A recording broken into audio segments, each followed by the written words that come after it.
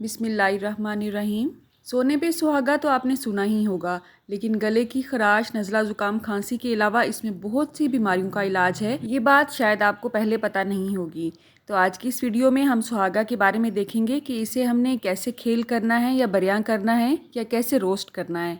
कौन कौन सी बीमारी का इलाज कुदरत ने इस चीज़ में रखा है, सुहागा असल में है क्या चीज़, इसकी मिकदार कितनी है और आपने इसे कैसे इस्तेमाल करना है, ये तमाम मालूमात आपको इस वीडियो में मिलने वाली हैं। तो चलें आज की इस वीडियो का आगाज़ इस दुआ के साथ करते हैं कि अल्लाह आप सबका दस्तरखान सजाए रखे और हम सबको सेहत और ईमान का रिज़्क अता फरमाए। तो पहले बात करते हैं कि सुहागा या बोरेक्स है क्या चीज़। असल में ये मिनरल्स की फार्म ही होती है जिसे खुश्क झीलों से या लेक से इकट्ठा किया जाता है।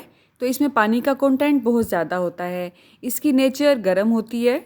देखने में ये आपको मिस्री की तरह या फटकड़ी की तरह ही नज़र आएगा, लेकिन उन दोनों की निस्बत ये थोड़ा सा दूधिया फार्म में होता है। तो यहाँ पे अगर मोटे मोटे पीसीज हैं आपके पास, तो आपने किसी भी हवन दस्ते में रख के या इसे वैसे ही किसी सूरत में आपने तोड़ लेना है। बहुत बारीक पाउडर इसे हम नहीं बनाएंगे क्योंकि इसे हमने बाद में रोस्ट भी करना है। तो आपने जस्ट इसके पीसीस को तोड़ना है। अगर आप वैसे भी इसे रोस्ट करना चाहते हैं तो रोस्ट कर सकते हैं, कोई इशू नहीं है। जस्ट इसे तोड़ने का मकसद ये है कि हमारा वक्त जो है वो थोड़ा सा बच जाएगा और ये जल्दी बरियां हो जाएगा। शायद आपने बरियां करने का या खेल करने का वर्ड पहली दफ़ा ही सुना होगा, तो इसके लिए यही टर्म यूज़ की जाती है। तो आपने देखा दरदरा सा मैंने इसे कूट लिया है। अब हमने कोई भी पैन लेना है, चाहे आप कढ़ाई ले लें, फ्राइंग पैन ले लें, कुछ भी ले लें, तवे पे भी आप इसे रोस्ट कर सकते हैं। इसमें हम इसे शिफ्ट कर देंगे। चूल्हे की आंच को आपने बहुत ही हल्का सा रखना है। पैन में हम इसे अच्छी तरह से फैला देंगे। कोशिश करें कि किसी भी स्टील के बर्तन में या लोहे के तवे पे आपने इसे इस तरह से रोस्ट करना है। किसी भी नॉन स्टिक पैन में आपने इसे रोस्ट नहीं करना है, ये हेल्दी नहीं होगा। थोड़ी देर बाद आपको शायद इसमें चटकने पटकने की भी आवाज़ आएगी, तो आपने मुसलसल चम्मच हिलाते रहना है। अगर आप इसके बड़े पीसेस रखेंगे तो आप देखेंगे कि इसमें हल्का हल्का सा पानी रिलीज़ होना शुरू हो जाएगा। शायद आपको इस वक्त मेरे कैमरे की आंख से नज़र आ रहा होगा, ये देख सकते हैं आप, यहाँ थोड़ा थोड़ा सा जो पानी रिलीज़ कर रहा है ये। तो हमने इस लिक्विड चीज़ को भी इसी के ऊपर ही खुश्क करना है, मुसलसल चम्मच हिलाते हुए। आप देखेंगे जैसे जैसे ये हीटअप होगा, इसकी जो क्वांटिटी है ये बढ़ना शुरू हो जाएगी, ये फूलना शुरू हो जाएगा। आप चाहें तो इसे थोड़ी देर के लिए कवर भी कर सकते हैं, लेकिन चूल्हे की आंच को आपने स्लो ही रखना है। हमने जस्ट इसे हीटअप करना है ताकि जल्दी से ये प्रोसेस हो सके।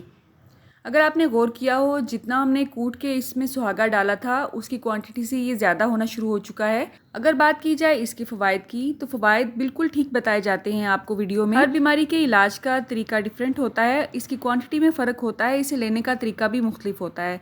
तो आपने किसी अच्छे हकीम के मशवरे के मुताबिक ही इसे इस्तेमाल करना है। गले के जितने भी मसाइल हैं उसके खात्मे के लिए, क्योंकि ये मेरा अपना तजुर्बा है, ये मैं आपसे ज़रूर शेयर करूँगी, जिसका कोई नुकसान आपको नहीं होगा इंशाल्लाह। लेकिन जितनी बाकी बीमारियां हैं उसके लिए आपने इसे हकीम के मशवरे के मुताबिक ही इस्तेमाल करना है, ठीक है। तो यहाँ पे ये गरम गरम ही मैं हवन दस्ते में इसे शिफ्ट करूँगी। आप चाहें तो इसे ठंडा करने के बाद भी अच्छी तरह से मैश कर सकते हैं, किसी मशीन में डाल के भी इसे अच्छी तरह से मैश किया जा सकता है। तो यहाँ पे मेरे पास क्योंकि हवन दस्ता था तो मैंने उसका इस्तेमाल किया है। आप इसे ग्राइंडर मशीन में डाल के भी अच्छी तरह से ग्राइंड कर सकते हैं। बाज़ लोग इसे एक दफ़ा ही अच्छी तरह से रोस्ट करते हैं, कूटने के बाद इसे छान के इस्तेमाल करते हैं। लेकिन अपनी तसल्ली के लिए आप इसे पाउडर फॉर्म के बाद भी एक दफ़ा दोबारा रोस्ट कर लें तो ज़्यादा अच्छा है। आप देख सकते हैं अच्छी तरह से ये मैश हो चुका है। तो इसे हम दोबारा से एक दफ़ा से रोस्ट कर लेंगे। दोबारा इसे उसी पैन में ही शिफ्ट कर लेंगे और हल्की आंच पे ही आपने 3 से 4 मिनट के लिए इसे रोस्ट कर लेना है, ठीक है। फर्स्ट टाइम इसे जब हमने खेल किया था या रोस्ट किया था तो तकरीबन हमें 10 से 12 मिनट लग गए थे हल्की आंच पे। दोबारा हल्की आंच पे हमने इसे जस्ट 2 से 3 मिनट के लिए ही रोस्ट करना है, ठीक है। तो टाइमिंग का अनुसार क्वांटिटी पे भी डिपेंड करता है। अगर आप ज़्यादा सुहागा रोस्ट कर रहे हैं तो ज़ाहिर है टाइम भी उतना ज़्यादा ही लगेगा, लेकिन इतना सा सुहागा ही इनफ होता है क्योंकि इसकी बहुत थोड़ी सी क्वांटिटी ही हमने इस्तेमाल करनी होती है। 1 से 2 चम्मच अगर आप इसे रोस्ट करके पाउडर फॉर्म में करके रख लेते हैं तो 1 से 1.5 साल के लिए बिल्कुल ठीक रहता है। ठंडा करने के बाद ही आपने इसे किसी एयर टाइट बॉक्स में शिफ्ट करके स्टोर करना है, शेल्फ पर ही, फ्रिज में रखने की ज़रूरत नहीं होती है। छोटे बच्चों को देना है तो आपने इसे अच्छी तरह से छान लेना है।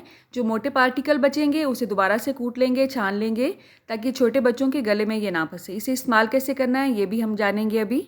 लेकिन उससे पहले हम ये देखेंगे कि ये कौन कौन सी बीमारियों में इस्तेमाल किया जाता है। बलगम के लिए तो इसे इस्तेमाल किया ही जाता है, लेकिन मैदे की तेजाबियत खत्म करने के लिए भी इसे इस्तेमाल किया जाता है। यूरन और यूट्रस के रिलेटेड जितने भी इन्फेक्शन हैं उसका इलाज भी इसमें मौजूद है। मर्दाना और ज़नाना जितने भी पोशीदा अमराज हैं उसकी अद्वियात में भी इसका इस्तेमाल किया जाता है। आंख और दांत का इन्फेक्शन खत्म करने के लिए जो अद्वियात इस्तेमाल की जाती हैं उसमें भी इसका इस्तेमाल किया जाता है। तो पाउडर फॉर्म में आने के बाद अगर आप इसे टच करके देखेंगे ये आपको थोड़ा सा खुरदरा फील होगा, पाउडर की तरह सॉफ्ट फील नहीं होगा। अब बात करते हैं कि इसकी मिकदार कितनी होनी चाहिए। अगर आप छोटे बच्चे को दे रहे हैं गले की खराश और बलगम के लिए तो जस्ट आपने एक चुटकी इसे इस्तेमाल करना है, अगर आप इसे कुछ माह के बच्चे के लिए इस्तेमाल कर रहे हैं।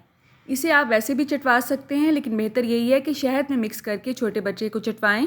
दिन में 2 दफ़ा आप इसे इस्तेमाल करवा सकते हैं बच्चे को। बच्चा या तो वॉमिट की शक्ल में या मोशन की शक्ल में बलगम निकाल देगा। तो अगर आपका बच्चा तकरीबन 5 से 6 साल का है तो आपने थोड़ी सी क्वांटिटी को बढ़ा देना है, इतनी सी बस, इससे ज़्यादा आपने इस्तेमाल नहीं करवानी है, क्योंकि ये दवा है, खाना नहीं। इसे हमने बहुत कम मिकदार में ही इस्तेमाल करवाना है। 6 से 7 साल का अगर बच्चा है तो आपने इसकी क्वांटिटी को इतना ही रखना है और उसे भी शहद के साथ ही इस्तेमाल करवाना है, ठीक है। इस वक्त मेरे हाथ में जो चम्मच है ये छोटा चाय वाला चम्मच है। तो आई होप आपको वीडियो में देखने से समझ आ चुकी होगी कि आपने कितनी चुटकी के हिसाब से इसका इस्तेमाल करवाना है, ठीक है। तो बड़ों में ज़ाहिर है आपने इसकी क्वांटिटी को डबल कर लेना है। सुहागा ना सिर्फ अद्वियात में इस्तेमाल किया जाता है बल्कि साबुन और सर्फ बनाने वाली फैक्ट्रीज में भी इसका इस्तेमाल किया जाता है। अक्सर जो धोबी हजरात हैं वो कपड़े चमकाने के लिए सुहागे का इस्तेमाल करते हैं। तो इसे कीड़े मकोड़े भगाने के लिए भी इस्तेमाल किया जाता है। या तो इसे पानी में डाल के इसका स्प्रे कर सकते हैं आप, या इसे वैसे ही पाउडर फॉर्म में थोड़ा थोड़ा छिड़क देंगे अगर आप, जहाँ पे कीड़े मकोड़े या काकरोचेस होते हैं, तो इंशाल्लाह आप दोबारा उस जगह पे कीड़े मकोड़े नहीं देखेंगे। लकड़ी का काम करने वाले जो हजरात होते हैं वो भी इसे इस्तेमाल करते हैं। तो इसकी हल्की सी लेप लकड़ी के ऊपर लगाई जाती है ताकि लकड़ी को कीड़ा ना लगने पाए। तो किसी भी बीमारी के इलाज के लिए इसकी जो मिकदार है वो बहुत मैटर करती है। तो 10 मिलीग्राम एक दिन की डोज बनती है। आपने 2 टाइम इसे इस्तेमाल करवाना है 5 से 6 साल की उम्र तक के बच्चों को, ठीक है। इससे ज़्यादा आपने इसे इस्तेमाल नहीं करवाना है। अगर बात की जाए इसके साइड इफ़ेक्ट की तो इसके ज़्यादा इस्तेमाल से मतली हो सकती है, डायरिया हो सकता है, खुदा ना खास्ता गुर्दे और जिगर भी इफ़ेक्ट हो सकते हैं। तो आपने इसे किसी अच्छे से हकीम के मशवरे के मुताबिक इस्तेमाल करना है, घर पे ही इसका इलाज शुरू नहीं कर देना है। इस वीडियो बनाने का मकसद जस्ट आपको सुहागा के बारे में इन्फॉर्म करना था कि ये चीज़ भी दुनिया में पाई जाती है और इसे इलाज के तौर पर और डिफरेंट प्रोडक्ट्स में इस्तेमाल किया जाता है। अल्लाह आप सबका दस्तरखान सजाए रखे और हम सबको सेहत और ईमान का रिज़्क अता फरमाए। अल्लाह हम सब के रिज़्क में कसरत से ज़्यादा बरकत और आसानी अता फरमाए।